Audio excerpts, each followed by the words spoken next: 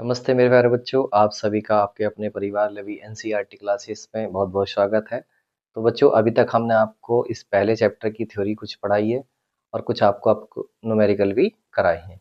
तो आज हम जो है अगर अपना अगला टॉपिक पढ़ने के लिए जा रहे हैं, जो है हमारा किसी वैद्युत द्विध्रुव के कारण, ठीक है, अक्षीय और निरक्षीय स्थिति में वैद्युत क्षेत्र की तीव्रता के फॉर्मूले का हम उत्पत्ति करेंगे, यानी उसका डेरिवेशन करेंगे, उसका फॉर्मूले को निकाल के लाएंगे। और ये जो टॉपिक है बच्चों काफ़ी इम्पोर्टेंट है, ठीक है। तो इसको अच्छे से समझेंगे। और अभी तक बच्चों, जिन बच्चों ने हमारे चैनल को सब्सक्राइब नहीं करा है, जल्दी से जल्दी वो सब्सक्राइब कर लें और उस पे जो है बच्चों ऑल का ऑप्शन पर टिक कर दे, जिससे आपको हमारी हर वीडियो की नोटिफिकेशन आपको तक आसानी से पहुंच जाए। और वीडियो अच्छी लगे तो कमेंट कीजिएगा प्लीज़ बच्चों, और लाइक ज़रूर कीजिएगा, ठीक है। तो चलते हैं आज के हम अपने इस टॉपिक पे। तो आज का हमारा जो टॉपिक है बच्चों, वो है अक्षय निरक्षीय वाला। किंतु उससे पहले बच्चों हमको समझना होगा कि किसी बिंदु आवेश के कारण अन्य बिंदु पर वैद्युत क्षेत्र की तीव्रता के फॉर्मूले के बारे में, ठीक है। तभी हम जो है अक्षय निरक्षीय स्थिति में वैद्युत क्षेत्र की तीव्रता के पढ़ पाएंगे, ठीक है। तो देखो बच्चों, हम मान लेंगे कि कोई हमारा ये क्या है बच्चों, एक बिंदु आवेश है प्लस क्यू, ठीक है। यहाँ से बच्चों स्मॉल आर दूरी पर कोई एक अन्य बिंदु आवेश है, जिसको हमने मान लिया धन परीक्षण आवेश के रूप में, इस तरीके से Q0, ठीक है। अब क्या होगा बच्चों, इनके बीच में लगने वाला जो बल है, ठीक है, बल, तो बल का फॉर्मूला क्या होता है बच्चों, वो होता है बच्चों कूलाम के नियम से। तो यहाँ लिख देंगे बच्चों क्या, कूलाम के नियम से। तो इनके बीच में लगने वाला बल का फॉर्मूला होता है 1/4 पाई Epsilon 0 Q1 Q2 बटे आर स्क्वायर। तो बच्चों यहाँ से देखिएगा 1/4 पाई Epsilon 0, Q1 को तो कितना रख लेंगे Q, Q2 कितना रख लेंगे बच्चों Q0 बटे आर स्क्वायर, ठीक है। अब देखो बच्चों, सभी हम जानते हैं, मैंने आपको पहले ही बताया था वैद्युत क्षेत्र की परिभाषा में, ठीक है, वैद्युत क्षेत्र की तीव्रता की। तो वैद्युत क्षेत्र की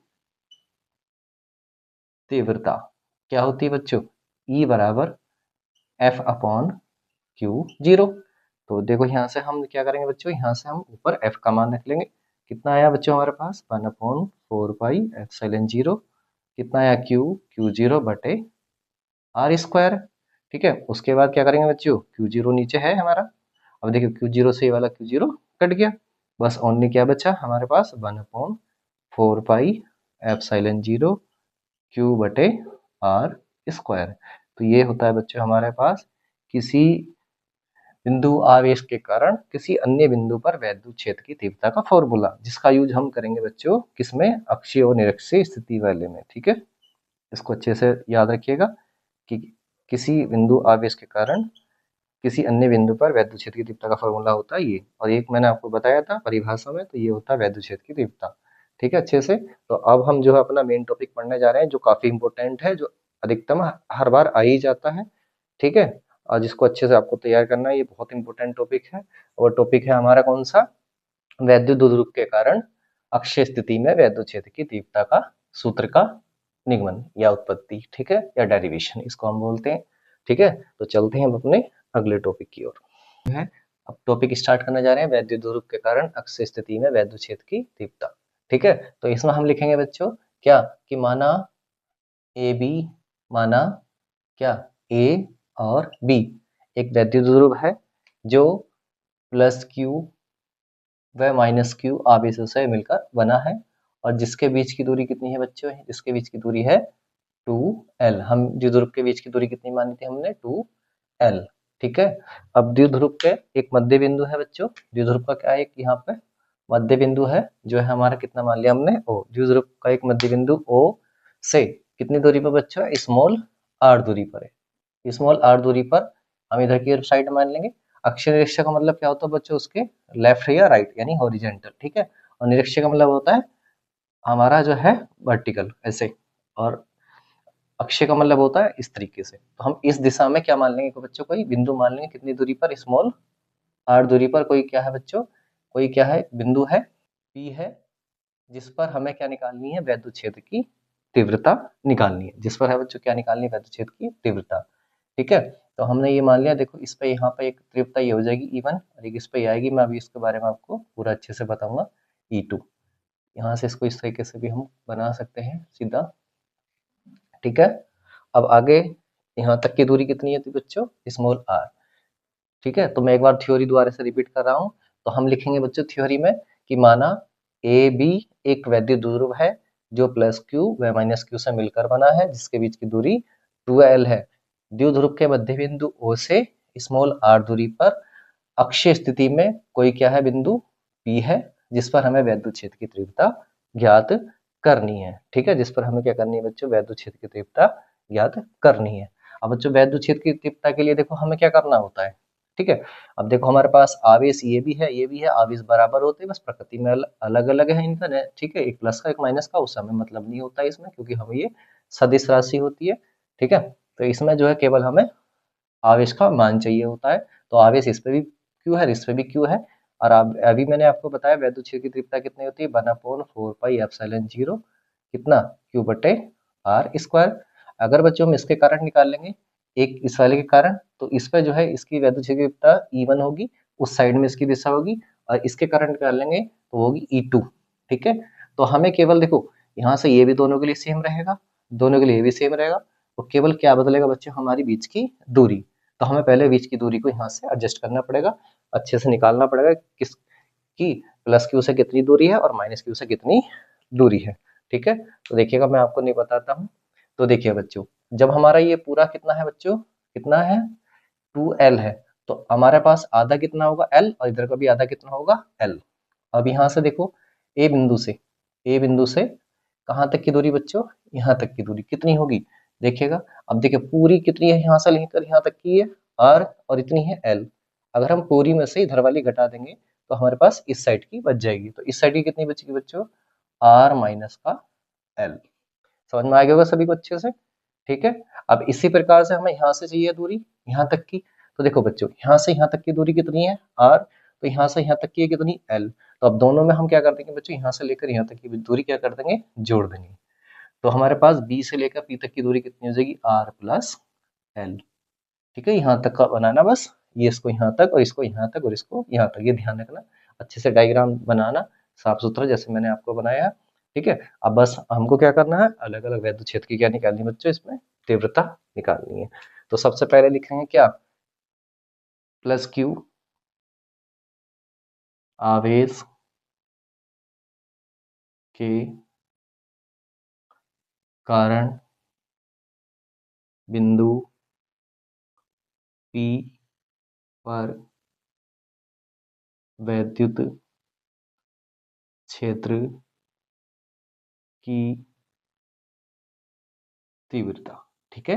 किसके कारण, प्लस क्यू के कारण बिंदु P पर वैद्युत क्षेत्र की तीव्रता। तो इसको अभी हमने बच्चों कितना मान लेंगे, E1, ठीक है। फॉर्मूला भी हमने बताया था आपको, ये होता है, ठीक है, क्यू बटे आर। अब आर स्क्वायर की जगह हम मान क्या रखेंगे बच्चों, देखो हमें तो केवल जो है प्लस क्यू से यहाँ तक की दूरी चाहिए, तो वो हमने कितनी निकाली है, R minus L, R minus L का स्क्वायर, ठीक है। आर नहीं रखेंगे, आर माइनस एल रखेंगे। अब इसकी दिशा देखिएगा बच्चों, दिशा कितनी है बच्चों, दिशा किधर की साइड है इसकी, दिशा बच्चों इस साइड है, ठीक है। यानी कहे तो बी से लेकर ए की साइड को, तो यहाँ इसकी दिशा रख लेंगे इधर से बच्चों, बी से किस साइड को है इसकी दिशा, ए की साइड में, ठीक है। ये हमारी क्या है बच्चों, दिशा, यहाँ लिख भी लेंगे चाहे तो, ये हमारी क्या है बच्चों, दिशा है। दिशा किस साइड से है, बी से ए की ओर, ठीक है। अब इसी प्रकार आगे चलेंगे हम, अगले लिखेंगे माइनस क्यू आवेश के कारण बिंदु किस पर, P पर वैद्युत क्षेत्र की तीव्रता, ठीक है। तो कितनी होगी यहाँ पे, E2 होगी, इसी फॉर्मूले में रखेंगे 1/4 पाई एप्सिलॉन 0, ठीक है। Q होगा, इसमें माइनस प्लस नहीं लेते, सदिशासी होती है, ठीक है। अब यहाँ देखिएगा, हमें यहाँ से चाहिए बी बिंदु से यानी माइनस क्यू से यहाँ तक की दूरी, तो वो कितनी है बच्चों हमारी, आर प्लस का एल, इसका होल स्क्वायर। अब इसकी दिशा लिखेंगे बच्चों, दिशा देखो इस पे इधर की साइड दिशा यानी ए से बी की साइड में, तो इसकी जो बच्चों दिशा आएगी वो दिशा कितनी आएगी बच्चों, ए से किस साइड है ये, बी की ओर, ठीक है, इसकी दिशा आएगी, ठीक है, कि कहाँ से दिशा आएगी बच्चों इसकी, ए से बी की ओर, ठीक है। अब आगे लिखेंगे, देखिए क्या, देखो अब जब हमारे पास दिखता है हमें कि किसी बिंदु पर दो दिशाएं होगी, एक हमारी इस साइड है और एक है इस साइड, दोनों अपोजिट है, विपरीत दिशा में है, तो क्या होता है, अगर हम उस बिंदु पर परिणामी निकाल लेंगे, यानी इसका रिजल्ट निकाल लेंगे, तो परिणामी तीव्रता कितनी आएगी, तो यहाँ लिखेंगे क्या, बिंदु पी पर परिणामी वैद्युत क्षेत्र की तीव्रता। तो परिणामी निकालने के लिए बच्चों एक की दिशा उधर है, एक की इधर, दोनों विपरीत हैं, तो आपस में क्या करेंगे, जोड़ेंगे घटाएंगे, तो बच्चों घटाएंगे, ठीक है।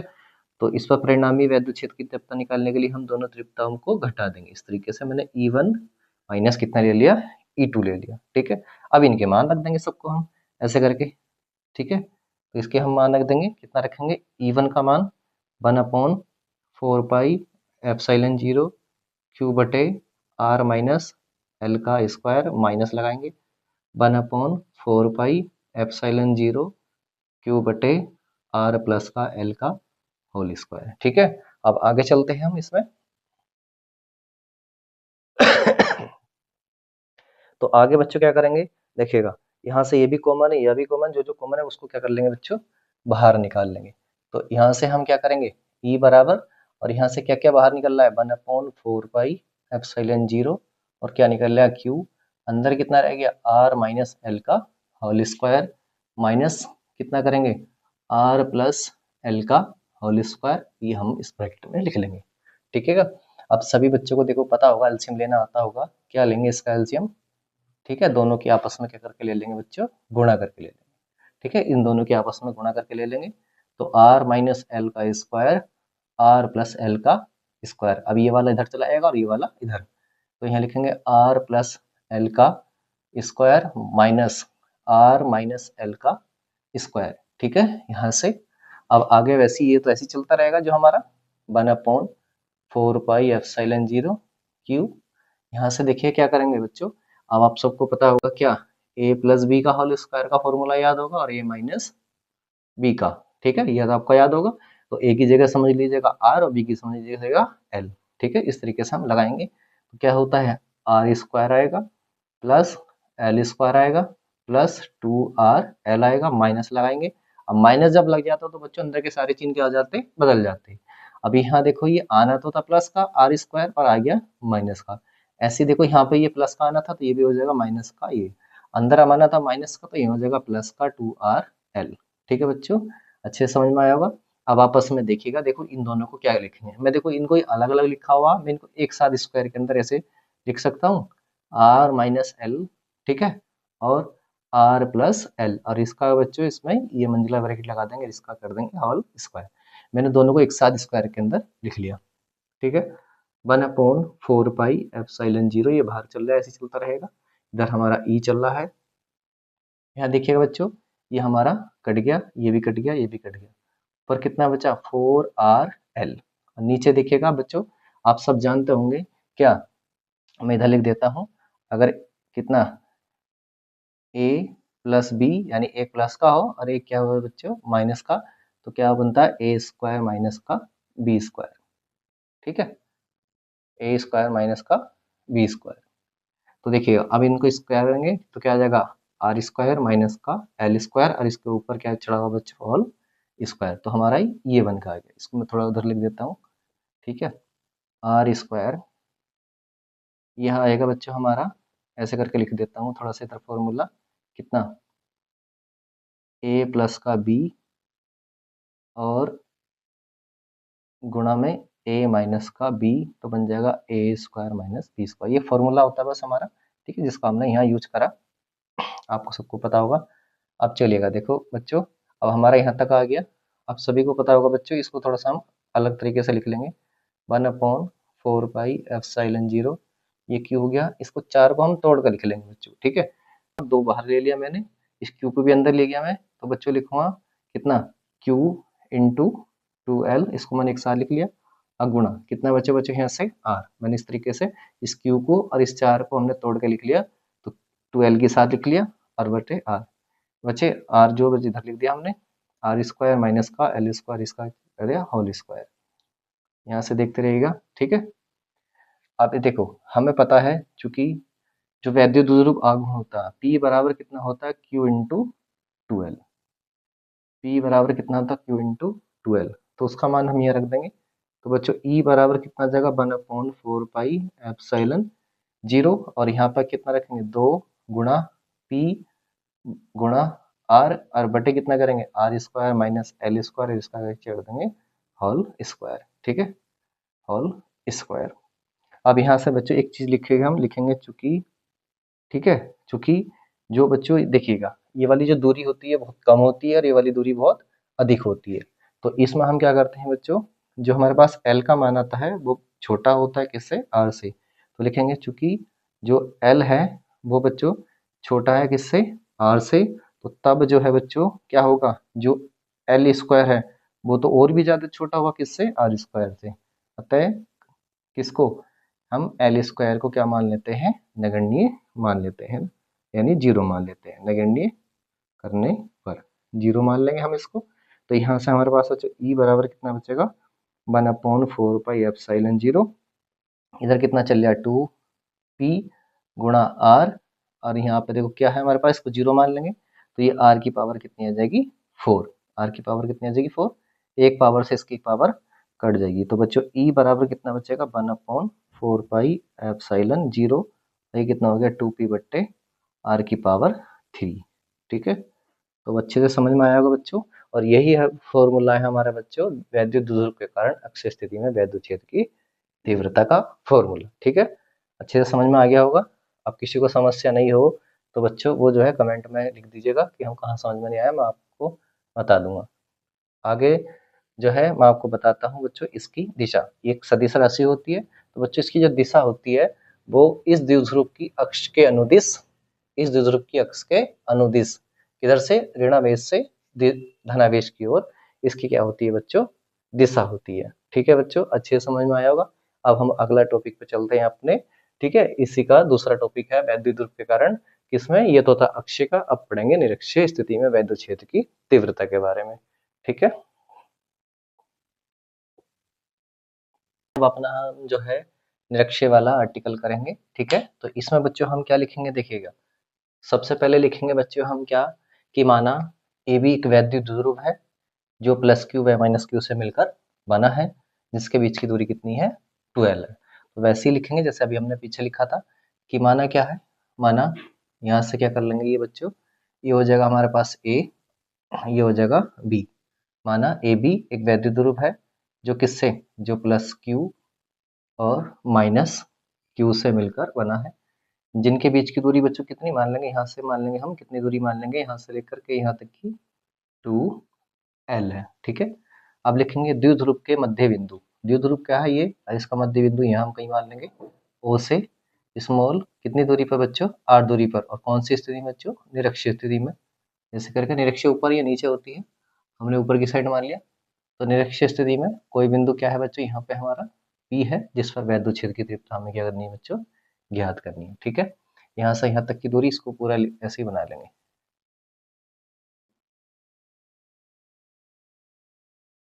ठीक है। यहाँ से इसकी दूरी बना ली, कितनी दूरी बच्चों r दूरी पर कोई बिंदु क्या है P है जिस पर वैद्युत क्षेत्र की तीव्रता हमें क्या करनी है बच्चों ज्ञात करनी है। तो देखो मैंने अभी बताया था कि जो प्लस वाला होता है उस पर वैद्युत क्षेत्र की तीव्रता जो होती है बच्चों वो दूसरी साइड होती है उसकी दिशा, और माइनस वाले कारण अपनी साइड होती है। यहाँ से हम इसको इस तरीके से डॉट डॉट से बना लेंगे, यहाँ इससे मिला लिया, इधर इससे मिला लिया, ठीक है, यहाँ मिला लिया।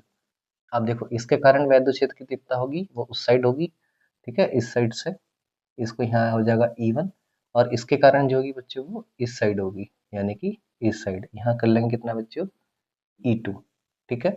अब देखो इनके बीच में देखो यहाँ पे एक कोण बन रहा होगा, ये कोई थीटा कोण, तो बच्चों यहाँ देखिएगा ये एक अलग आया इधर आया, अब इनके ऐसे नहीं कि अपोजिट दिशा है अब इनको एक या तो एक ही दिशा में करना पड़ेगा, तो बच्चों यहाँ पर हम इनके परिणामी जो तीव्रता वो हम यहाँ निकाल कर लाएंगे, यानी ई की फॉर्म में। अब यहाँ देखिएगा इस पर जो थीटा यहाँ बनता है वही थीटा इसको यहाँ बन सकता है और वही थीटा यहाँ पर, इतना ही कोण यहाँ पर। अब सबसे पहले बच्चों हमने आपको बताया था इसमें आवेश भी सेम होता है और एप्सिलॉन जीरो वगैरह ये सब सेम होते हैं, बस कि हमें क्या चाहिए होती है इसके बीच की दूरी, यानी प्लस क्यू से यहाँ तक की दूरी और माइनस क्यू से यहाँ तक की दूरी। तो उस दूरी को निकालने के लिए क्या काम करेंगे बच्चों, देखिएगा। तो देखिए जैसे ये 2L है तो यहाँ आधी कितनी हो जाएगी L और ये भी कितनी हो जाएगी L, अभी होगी R। तो एक प्रकार से अगर कहें हम तो एक समकोण त्रिभुज बन गया। ठीक है, मैं एक छोटा सा यहाँ साइड में बना सकता हूँ, देखो इस टाइप से। तो यहाँ हम लिख लेंगे बी वाला पॉइंट और ये हो जाएगा ओ और ये कितना हो जाएगा पी, ये एक थीटा कोण है। तो ठीक है, सबको पता होगा ये आर है, ये एल है। तो ये क्या हो गया बच्चों, ये होता है हमारे पास कर्ण, ये होता है इसका लंब, ये होता है बच्चों इसका आधार। तो कैसे निकालते हैं कर्ण, पाइथागोरस प्रमेय से। तो जब पाइथागोरस प्रमेय लगाएंगे तो बच्चों हमारे पास क्या आ जाएगा, ये हमारे पास कर्ण जो आ जाएगा, यानी कि जो बीपी आ जाएगा, बीपी कितना आएगा बच्चों हमारे पास, वो आएगा हमारे पास क्या, आर स्क्वायर प्लस का एल स्क्वायर और इधर चढ़ जाएगा हमारा रूट। ठीक है, पाइथागोरस प्रमेय से। तो ये वाली दूरी कितनी हो जाएगी बच्चों हमारे पास, ये वाली दूरी हो जाएगी कितनी, R square plus L square, और ये वाली दूरी भी कितनी हो जाएगी बच्चों हमारे पास, R square plus L square. ठीक है, R square plus L square. तो इस तरीके से हम ये क्या बच्चों क्या निकाल लेते हैं, दूरी निकाल लेते हैं। तो ये पूरा हमारा डायग्राम बन गया। अब आगे देखें क्या क्या लिखेंगे बच्चों, वैसे लिखना जैसे हमने पहले किया था, क्या कि प्लस क्यू आवेश के कारण प्लस क्यू आवेश के कारण, प्लस क्यू आवेश के कारण बिंदु पी पर वैद्युत क्षेत्र की क्या तीव्रता, क्या लेंगे इसको E1 माना हमने, तो 1/4 पाई एप्सिलॉन 0 क्यू बटे आर स्क्वायर। आर मतलब दूरी कौन सी लेंगे, तो यहाँ से लेकर यहाँ तक की दूरी कितनी है, रूट में कितनी है ये, आर स्क्वायर प्लस का एल स्क्वायर, इसका कर देंगे होल स्क्वायर। अब दिशा वो लिखेंगे बच्चों, इसकी क्या लिखेंगे दिशा। तो दिशा की दशा है देखो इसकी, यहाँ से एक से पी की ओर, यहाँ इसकी दिशा हो जाएगी बच्चों ए से पी साइड में या पी दिशा में। ठीक है, अब इसी प्रकार अगला लिख लेंगे, या इसको थोड़ा सा और आगे कर लेते हैं, इसको ऐसे 1/4 पाई एप्सिलॉन 0, इसको खोल के लिख लेते हैं क्यू बटे, यहाँ से देखो ये रूट से वर्ग, इसके वर्ग से रूट खत्म हो जाएगा, तो यहाँ कितना आ जाएगा आर स्क्वायर एल स्क्वायर। ठीक है, तो ये हो जाएगा E1। इसकी दिशा फिर से नीचे मैं लिख देता हूँ, ए से किस दिशा में है इसकी, पी दिशा में। अब आगे जाके देखिएगा फिर से हम वैसे ही लिखेंगे क्या, माइनस क्यू आवेश के कारण बिंदु पी पर वैद्युत क्षेत्र की तीव्रता। ठीक है, तो कितनी आ जाएगी बच्चों हमारे पास आएगी E2 बराबर 1/4 पाई एप्सिलॉन 0 क्यूब 2। अब देखिएगा आर यहाँ से लेकर यहाँ तक की दूरी, तो दूरी सेम है। ठीक है, देखिए दूरी क्या है, सेम है जो इसकी दी। तो एक काम करता हूँ मैं इस लाइन को डायरेक्टली लिख देता हूँ, यानी इस तरीके से ये वर्ग से रूट खत्म हो जाएगा इसमें भी। तो इसमें भी क्या आएगा बच्चों, आर स्क्वायर प्लस एल का होल स्क्वायर, और इसकी स्क्वायर से ये जो है रूट खत्म हो जाएगा, तो मैं डायरेक्टली लिख रहा हूँ इसको।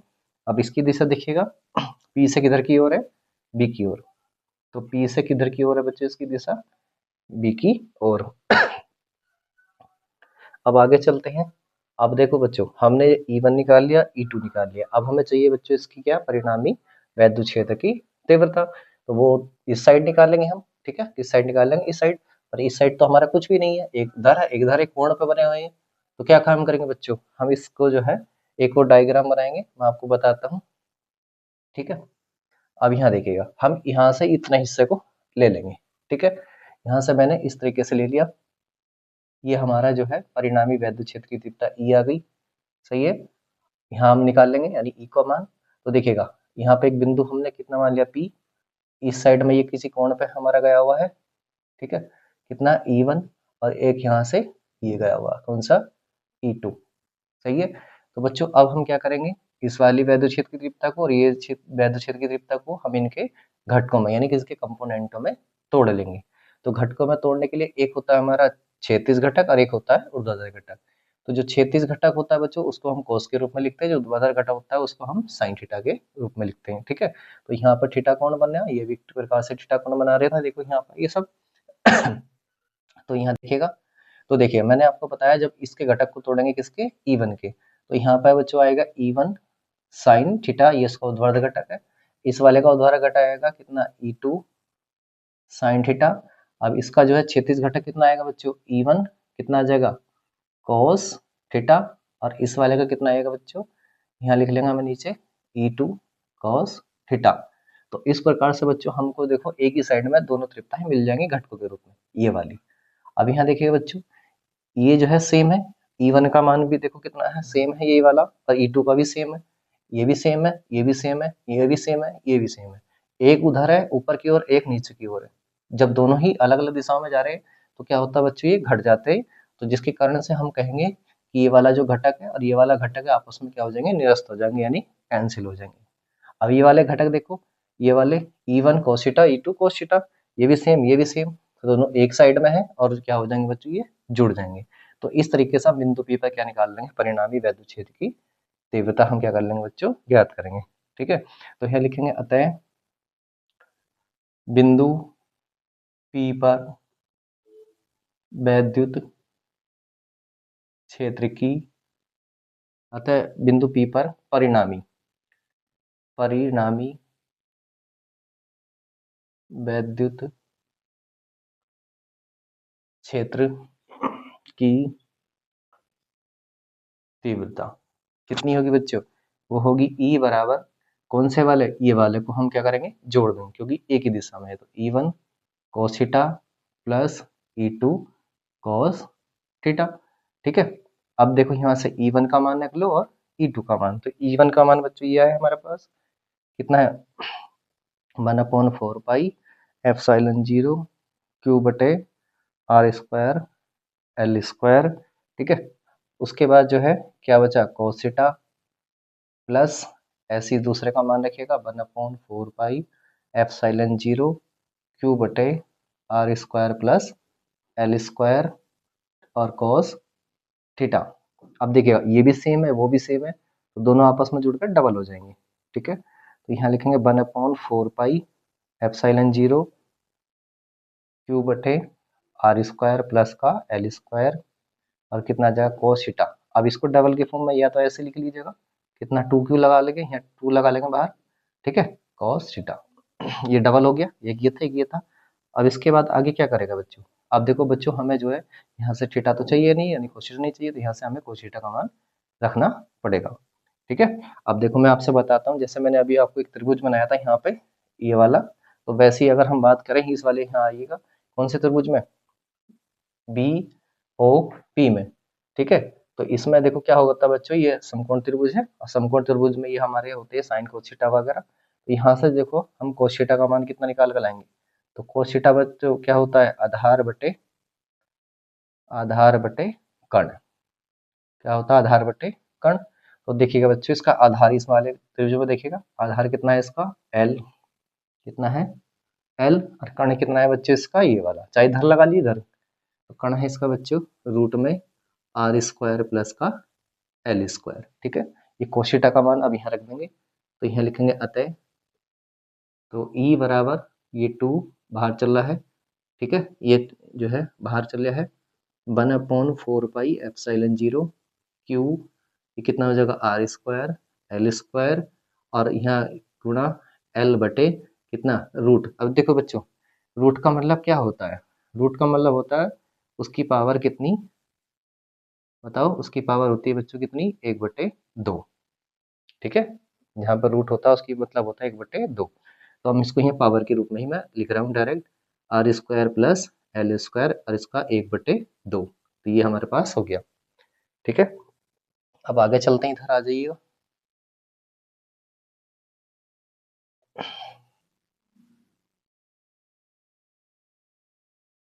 देखिएगा बच्चों, अब आगे लिखिएगा क्या, E बराबर कितना है, देखो मैं इस 2 को अंदर ले जा रहा हूँ L के पास में, तो यह आ जाएगा 1/4 pi epsilon 0 Q into 2L, नीचे बट्टे में देखिएगा अब देखो जिसके आधार एक जैसे होते हैं, देखो यहाँ पे आधार ये सेम है, आर स्क्वायर एल स्क्वायर, यहाँ इसकी पावर कितनी है 1, यहाँ है R square plus L square, इसकी पावर 1/2, ठीक है। तो ये जिसके आधार सेम होते हैं तो बच्चों उनकी घातें आपस में क्या हो जाती हैं, जुड़ जाती है। तो मैं कहूँगा R square plus L square, 1 इसकी पावर है और हाफ इसकी पावर है, ठीक है। यानी कि एक इसकी है और 1/2 इसकी है। अब इन दोनों को जोड़ते हैं तो कितना आता है बच्चों, 3/2, ठीक है। तो मैं इसकी पावर लिख दे हूँ 3/2, यानी कि 1.5 पावर होगी, कहने का मतलब 3/2। उसके बाद देखो बच्चों, अभी हमने सब जानते हैं, अभी हमने पढ़ा था क्या, वैद्युत ध्रुव क्या होता है, पी वैद्युत ध्रुव आघूर्ण कितना होता है, P बराबर Q इंटू 12। तो ये मान हम कहाँ रख देंगे, वहां पे। अतः फिर से लिखेंगे क्या, E बराबर 1/4 पाई, यहाँ लिख देंगे रखने पर, एप्सिलॉन 0, यहाँ कितना आएगा बच्चों P, ये कितना आ गया आर स्क्वायर एल स्क्वायर और इसकी पावर 3/2। अब इसी प्रकार देखो हमने पीछे पढ़ा था क्या, कि चूंकि जो L होता है बच्चों, ये वाली दूरी बहुत छोटी होती है इस R की अपेक्षा, तो क्या लिखेंगे, जो L होता है बच्चों वो क्या होता है, बहुत छोटा होता है किससे, R से। तो तब जो है बच्चों, तब तो R जो L स्क्वायर है वो और भी ज्यादा क्या होगा बच्चों, बहुत छोटा होगा किससे, R स्क्वायर से। अतः किसको, L स्क्वायर को क्या मान लेंगे, नगण्य मान लेंगे, नगण्य यानी जीरो करने पर, नगण्य करने पर इसको हम क्या मान लेते हैं, जीरो या नगण्य कर लेते हैं। तो यहाँ से बच्चों E बराबर कितना आ जाएगा, 1/4 पाई एप्सिलॉन 0 P। अब जब हमने इसको L को 0 मान लिया तो हो गया आर स्क्वायर, इसकी पावर कितनी होगी 3/2। अब यहाँ देखिएगा 1/4 पाई एप्सिलॉन 0 P। अब देखिए यहाँ 2 से ये वाली पावर क्या हो जाएगी, खत्म हो जाएगी, तो R की पावर कितनी आ जाएगी 3, ठीक है। और यही होता है बच्चों हमारा क्या, निरक्षीय स्थिति में वैद्युत क्षेत्र की तीव्रता का फॉर्मूला, ठीक है। अच्छे से समझ में आया होगा, अच्छे से देख लीजिए एक बार। अगला हमारा टॉपिक है बच्चों, एक समान वैद्युत क्षेत्र में स्थित वैद्युत ध्रुव पर लगने वाले वलयों का आघूर्ण। तो बच्चों ये 2024 में भी आया हुआ है, उससे पहले भी कई बार आ चुका है ये टॉपिक, है ना। तो अब इसको हम अच्छे से समझेंगे कि एक समान वैद्युत क्षेत्र क्या होता है बच्चों, एक समान वैद्युत क्षेत्र यानी जहां पर वैद्युत का एक समान प्रभाव हो। हम देखो वैद्युत एक समान वैद्युत क्षेत्र को सीधी पैरेलल लाइनों के द्वारा हम इसको दर्शाते हैं। तो मैं एक यहाँ पे क्या बना रहा हूँ बच्चों, एक समान वैद्युत क्षेत्र बना रहा हूँ। ऐसे करके हम एक समान वैद्युत क्षेत्र बना लेंगे, ठीक है, इस तरीके से। तो मैंने ये एक समान वैद्युत क्षेत्र बना लिया, वेक्टर ई के रूप में मैंने इसको लिख दिया, ठीक है। तो हमने एक समान वैद्युत क्षेत्र बना लिया। अब हम इसमें लिखेंगे बच्चों क्या, कि माना ए बी एक वैद्युत द्विध्रुव है, ठीक है, जो एक समान वैद्युत क्षेत्र में क्षेत्र की दिशा के साथ थीटा कोण बनाते हुए रखा हुआ।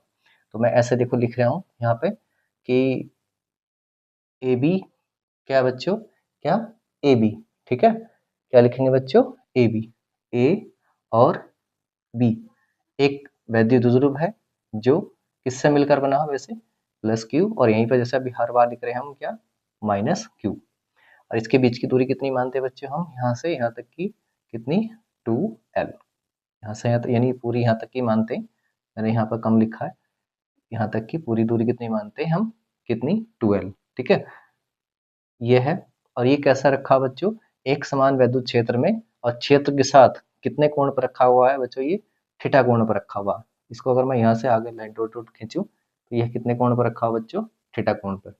मैं इसको यहाँ से एक लंब डाल लेता हूँ इस तरीके से सीधा, ये जिस बिंदु पर मिलता है उसको हम कितना मान लेते हैं, सी मान लेते हैं, कितना बच्चों, सी। इस तरीके से इसका एक डायग्राम हो जाता है। तो इसकी जो है बच्चों आगे क्रिया रेखा क्या क्या होती है, तो देखिएगा जो वैद्युत क्षेत्र होता है वो प्लस क्यू आवेश पर, ठीक है, एक बल लगाता है, वैद्युत बल, और जो क्या होता है बच्चों, इसकी दिशा के ही अनुदिश होता है, वैद्युत क्षेत्र की दिशा के अनुदिश। तो देखिए यहाँ पे एक बल लगाएगा ये प्लस क्यू, क्या एफ बराबर कितना बच्चों लगाएगा, ई इंटू क्यू के रूप में। ऐसे ही बच्चों ये जो है कौन सा, माइनस क्यू भी क्या लगाएगा, एक बल लगाएगा, किंतु ये जो है वैद्युत क्षेत्र की दिशा क्या होगा बच्चों, विपरीत होगा, ठीक है। समान बल लगेंगे, ये भी F बराबर E इंटू क्यू के रूप में। तो क्या होता है बच्चों, देखो ये भी समान बल, ये भी समान बल, इसकी दिशा वैद्युत क्षेत्र की दिशा में, इसकी दिशा वैद्युत क्षेत्र के विपरीत दिशा में। तो जो इस तरीके से ये वैद्युत ध्रुव रखा होता है तो ये क्या काम करते हैं, देखो एक तो ये एक समान है, दोनों बराबर है, किंतु इनकी दिशा अलग अलग है, तो इनकी क्रिया रेखाएं भी क्या होंगी बच्चों, अलग अलग होंगी। ये इधर की साइड काम करेगा, इधर की साइड। तो जो हमने ऐसे वैद्युत ध्रुव रखा है तो क्या करें, हम करेंगे इसको ये घुमाने का ऐसे प्रयास करेंगे। ठीक है, जैसे ही हम इसको रखते हैं तो क्या करेंगे, वैद्युत द्विध्रुव इस तरीके से घूमेगा, इस तरीके से क्या होगा बच्चों, घूमेगा, यानी इसमें एक बच्चों क्या आ जाएगा, आघूर्ण आ जाएगा एक प्रकार के बोले तो। ठीक है, तो इसका निकालते हम बल युग्म का आघूर्ण। ठीक है, दो बल हैं ये, एक बल ये, एक वाला बल। ठीक है, यानी दो बलों का एक प्रकार से जोड़ा हो गया तो बोलते हैं इसको बल युग्म। ठीक है, और बल युग्म क्या काम कर रहे हैं बच्चों, इसको घुमाने का काम कर रहे हैं, तो इसका निकाल लेंगे आघूर्ण, इसको बोलते हैं आघूर्ण। तो यहाँ अब हम आराम के साथ इसको निकाल लेंगे। ठीक है, तो आप इसको थ्योरी के रूप में क्या क्या लिख सकते हैं, मैं आपको बताता हूँ किस टाइप से लिखेंगे। कि माना ए बी एक वैद्युत ध्रुव है जो प्लस क्यू माइनस क्यू से मिलकर बना है, जिसके बीच की दूरी कितनी है, 2l है, जो एक समान वैद्युत क्षेत्र ई में ई से थीटा कोण बनाते हुए रखा गया है। ठीक है, वैद्युत क्षेत्र ई के कारण प्लस क्यू पर एक बल लगता है F बराबर ई इंटू क्यू, जो वैद्युत क्षेत्र की दिशा में होता है। इतना ही बल यानी बराबर बल वैद्युत क्षेत्र की विपरीत दिशा में बिंदु आवेश माइनस क्यू पर लगता है। ठीक है, अब ये दोनों बल आपस में क्या होते हैं, बराबर होते हैं, और एक प्रकार से ये विपरीत दिशा में होते हैं। तो ये जो है बच्चे एक बलिंग बना लेते हैं, जो इस आघूर्ण को क्या, जो इस द्विध्रुव को क्या करता है बच्चों, घुमाने का प्रयास करता है। ठीक है, इस तरीके से हम इसकी पूरी थ्योरी लिख लेंगे। अब मैं आपको देखो बताता हूँ, हमारे पास जनरली वॉल्यूम का आघूर्ण का एक फॉर्मूला होता है, क्या बताता हूँ, बल युग्म का आघूर्ण, बल युग्म का आघूर्ण, इसका हमारे पास फॉर्मूला होता है। तो बच्चों जो बल युग्म का आघूर्ण निकालते हैं तो उसमें से देखो, जैसे इसमें एक बल है, तो इसमें से कोई एक बल लेते हैं हम, क्या लेते हैं, कोई सा भी एक बल, क्योंकि बल दोनों बराबर है, गुणा इनके बीच की लंबवत दूरी लेते हैं। जैसे देखिएगा, ये वाला बल तो F, ये वाला बल इधर की ओर काम कर रहा है और ये वाला बल इस साइड की ओर काम कर रहा है, तो इनके बीच की जो लंबवत दूरी आएगी वो ये वाली आएगी। कहने का मतलब कितना आएगा, A और C। तो यह लिखेंगे दोनों बलों के बीच की लंबवत दूरी। ठीक है, तो एक बल हमने F ले लिया और दोनों बलों के बीच की लंबवत दूरी कितनी हो जाएगी, AC। अब हमारे पास AC का तो मान है ही नहीं है, तो बच्चों AC का मान निकालने के क्या काम करेंगे, अब सबको पता होगा क्या, ये देखिएगा, ये क्या है, एक प्रकार का समकोण त्रिभुज। तो समकोण त्रिभुज में क्या होता है बच्चों, हमें निकालना AC, ये वाली दूरी, और ये हमारे पास है बच्चों कितनी, ये वाली। तो ऐसा फॉर्मूला लगाएंगे जिसमें कण आता हो और इसमें लंब आता हो। ठीक है, तो अगर हम यहाँ लिखेंगे बच्चों क्या, जैसे मैं यहाँ लिख दूं कौन सा वाले त्रिभुज में, कि ए सी बी में, तो वो बच्चे फॉर्मूला होता है हमारे पास साइन थीटा का। तो साइन थीटा बराबर कितना होता है, लंब बटे कण, लंब बटे कितना होता है कण, लंब कितना है बच्चों इसका ए सी, और कण कितना है बच्चों 2l। यहाँ से ए सी बराबर कितना आ जाएगा, 2l इंटू साइन थीटा। ठीक है, इसको हम अलग से या कहीं पर कहीं ना कहीं पर लिख लेते हैं। ये हमारे पास एसी का मान ये आता है। तो एक बल कितना है बच्चों, एक बल का फॉर्मूला कितना आता है, E इंटू क्यू, और AC कितना निकल का आया, 2l इंटू साइन थीटा। ठीक है, अब यहाँ से E तो ऐसे रखा रहने दीजिएगा। अब यहाँ से देखिएगा हमारे पास Q इंटू 2l, और ये क्या हो गया बच्चों, साइन थीटा। और इधर क्या चल रहा है, बल युग्म का आघूर्ण, इसको टो से लिखते हैं। ठीक है, इस तरीके से ये टो बनता है, तो उसे हमने इसको लिख दिया। अब यहाँ से देखिएगा, सबको पता है क्या, द्विध्रुव आघूर्ण, यानी कि द्विध्रुव आघूर्ण, बताइए कितना होता है, P बराबर Q इंटू 2l, ये मान यहाँ रख देंगे। ठीक है, रखने पर तो अतः अतः यहाँ पे लिखेंगे क्या, तो बराबर E इंटू पी क्या आ जाएगा, साइन थीटा, और थोड़ा इसको अच्छे से लिख लेंगे, तो टो बराबर कितना आ जाएगा, पीई साइन थीटा। ठीक है, और यही बच्चों हमारे पास होता है। ठीक है, बल युग्म का आघूर्ण, समझ में आया होगा अच्छे से बच्चों आपको, बहुत छोटा सा, किंतु 2024 में आया, उससे पहले 22 में आया, कई बार बच्चों ये आ चुका, बहुत इंपॉर्टेंट है, छोड़ कर नहीं जाएंगे। छोटा सा टॉपिक है और बहुत बढ़िया अच्छा टॉपिक है। तो बच्चों इस तरीके से हमने आपको आज 3 टॉपिक पढ़ा है, जिसमें हमने अक्षीय स्थिति में वैद्युत क्षेत्र की तीव्रता, निरक्षीय स्थिति में वैद्युत क्षेत्र की तीव्रता, और हमारा बल युग्म का आघूर्ण। तो ये बहुत अच्छे इंपॉर्टेंट टॉपिक है आज के, ये आपके एग्जाम में इन तीनों टॉपिक में से एक ना एक कोई ना एक टॉपिक मिल सकता है, तो इनको अच्छे से तैयार कर लीजिएगा। ठीक है, अगर बच्चों वीडियो अच्छी लगी हो, आपको समझ में अच्छे से आया हो, तो वीडियो को जरूर लाइक कीजिएगा, अपने सभी यार दोस्तों तक शेयर कीजिएगा। ठीक है, और प्यारा से कमेंट कीजिएगा। और जिन बच्चों ने अभी तक सब्सक्राइब नहीं करा और वीडियो देख रहे हैं तो जल्दी से जल्दी सब्सक्राइब कर ले। मैं आपको पूरी फिजिक्स कक्षा 12 की कराने वाला बहुत अच्छे तरीके से। ठीक है, थैंक यू सो मच।